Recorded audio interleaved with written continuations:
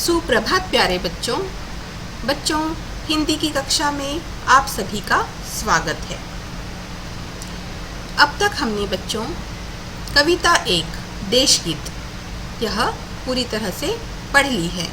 इसका लेखन कार्य भी हम कर चुके हैं और पिछली कुछ कक्षाओं में मैंने आपको पाठ 2 चूहों की धमा चौकड़ी इस पाठ के बारे में भी अच्छी तरह से पढ़ाया है।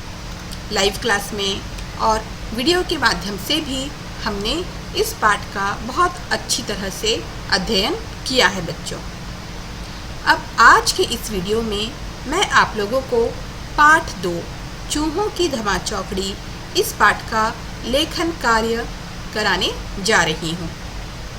तो बच्चों, सर्वप्रथम जब हम लेखन कार्य करेंगे तब आप क्या करेंगे? आप आज की दिनांक लिखेंगे।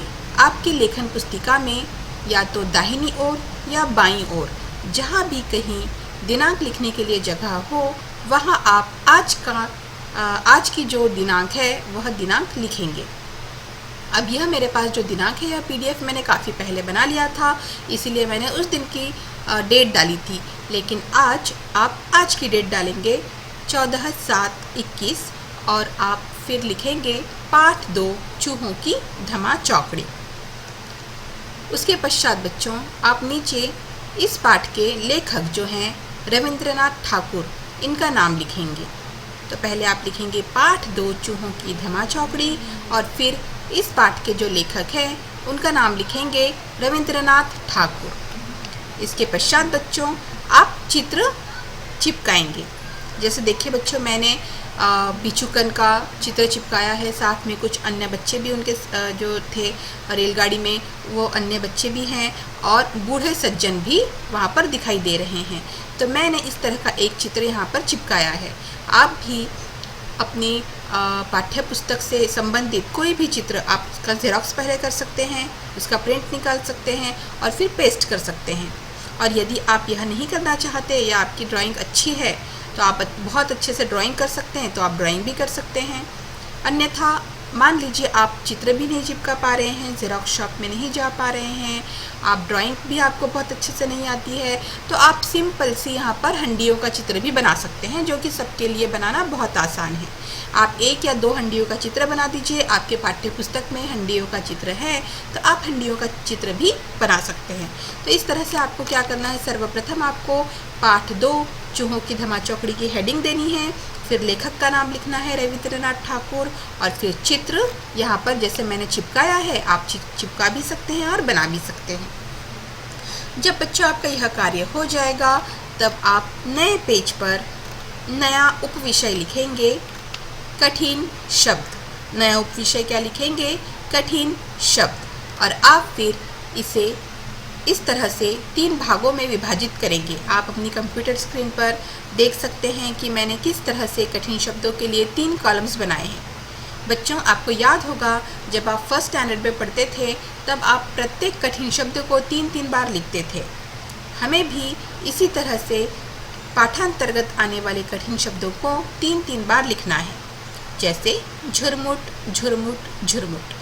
आप अपनी कॉपी में इस तरह से 2 लाइंस बना लेंगे तो आपकी जो कॉपी है वह 3 भागों में बँट जाएगी, है ना। तो फिर आपको क्या करना है, आपको प्रत्येक शब्द को 3-3 बार लिखते जाना है। जैसे झुरमुट झुरमुट झुरमुट, छुट्टियों छुट्टियों छुट्टियों, मौज मस्ती मौज मस्ती मौज मस्ती, स्टेशन स्टेशन स्टेशन, बिछौना बिछौना बिछौना। बिछौना यानी बिस्तर, है ना। हमारा जो बिस्तर जिस पर हम सोते हैं, आराम करते हैं, उसे कहते हैं बिछौना।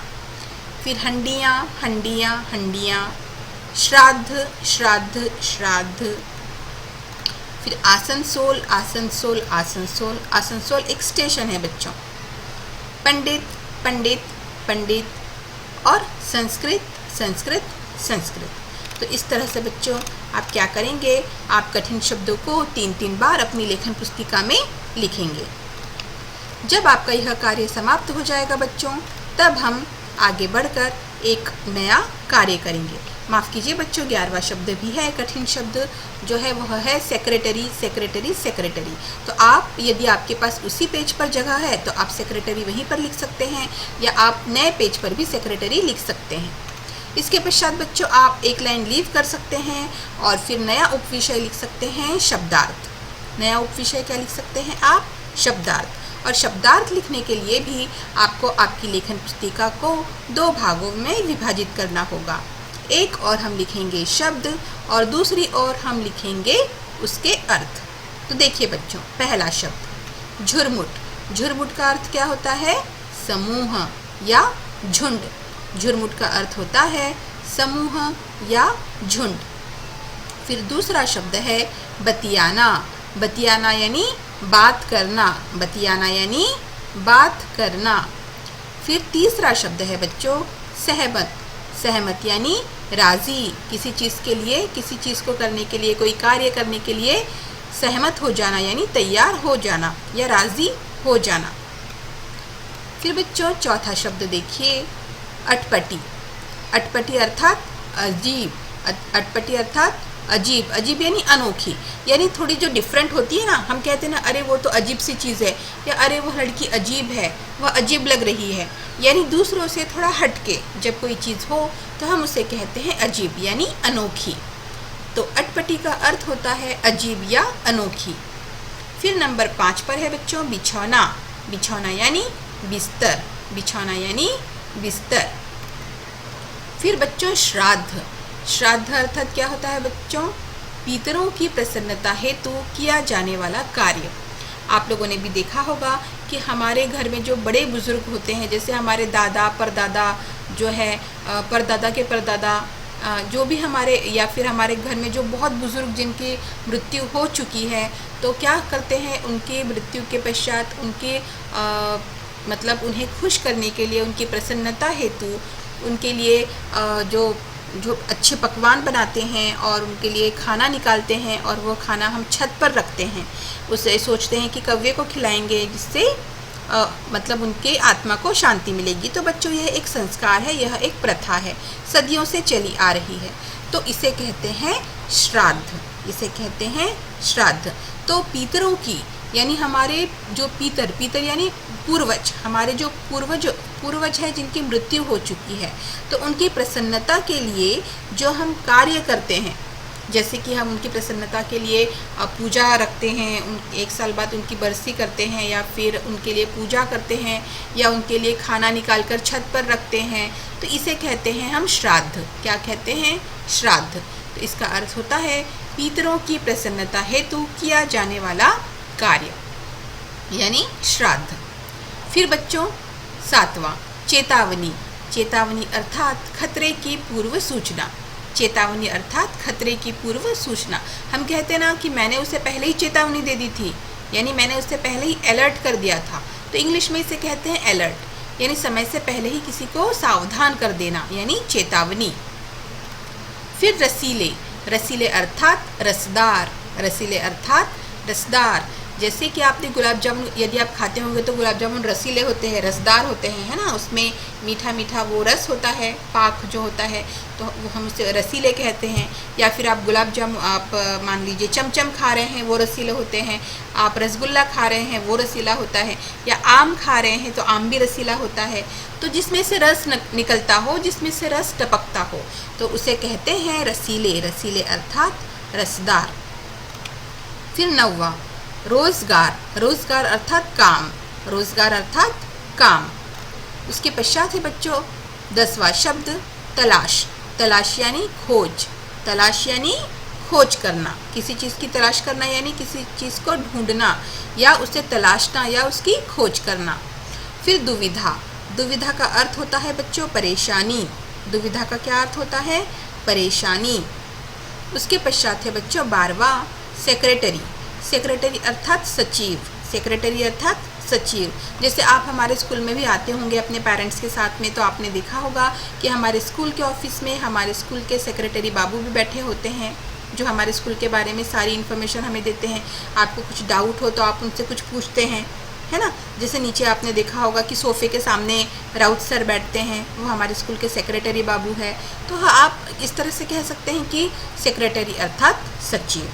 ठीक है बच्चों। फिर विलोम शब्द। विलोम शब्द। अब विलोम शब्द लिखने के लिए भी आप अपनी लेखन पुस्तिका को 2 भागों में विभाजित करेंगे। एक और आप लिखेंगे शब्द और दूसरी ओर आप लिखेंगे उसका विलोम। विलोम अर्थात अपोजिट वर्ड्स, यानी उसके उल्टे अर्थ वाले शब्द। तो देखिए, हम शुरू करते हैं विलोम शब्द। पहला शब्द है सहमत।